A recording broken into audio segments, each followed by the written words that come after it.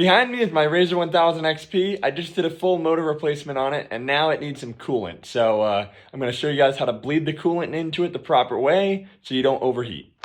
Okay, the things you're going to need for this is a funnel, preferably one with like a rubber tube on the end or something, because you got to get inside the radiator. And then you're going to need a socket, an 8mm, to get the bolt off. Two different ways. This is your overflow right here. You're going to want to fill that up right here.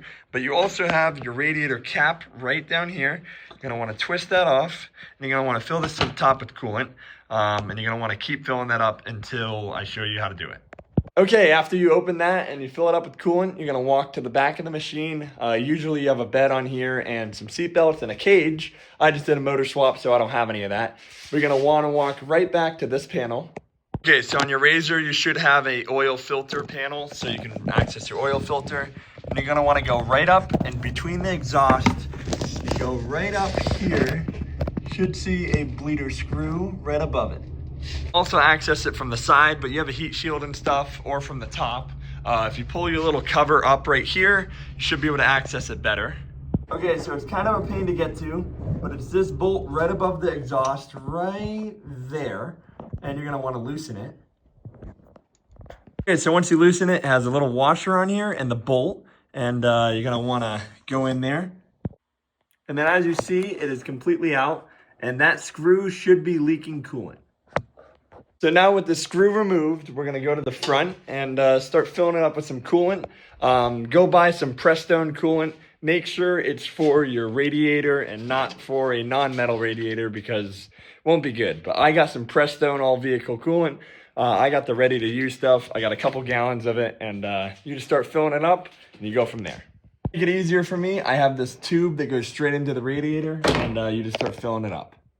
As you start filling it up, you should see this little stream right here of it coming out. You want it to be consistently flowing out, so that's what you do right there.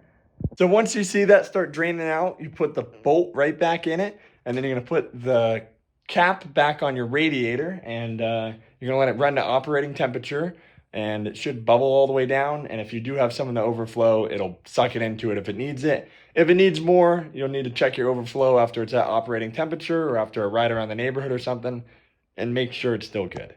To have it up to operating temperature, if you give it a little bit of gas,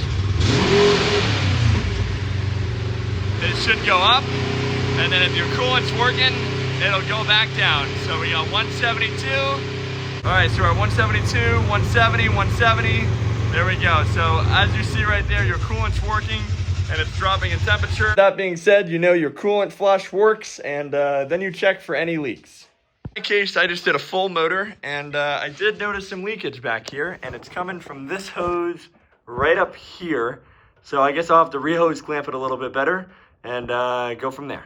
But that's all you need to do to repurge your coolant on your RZR 1000 XP. Obviously, you don't need to take off the whole cage, the whole bed, the whole seats, everything like that. You just need to access that oil panel, and you know, you'll be good to go. But on my case, I blew my motor, so I had more access.